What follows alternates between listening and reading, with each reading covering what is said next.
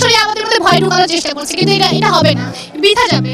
আমরা ঢাবি স্টুডেন্ট কালকে যেভাবে মার খেয়েছি, আমাদের ভাইদের যেভাবে মেরেছে, আমি নিজেও ইনজুরিতে আছি, আমি তারপর আজকে আন্দোলনে আসছি। আমরা কিন্তু মানে দমে যায় না, এটা জাস্ট বোঝানোর জন্য যে ইনজুরি থেকে উঠে আসছি যে ঢাবির এখন পর্যন্ত কোনো আন্দোলনকে বৃথা যায় নাই।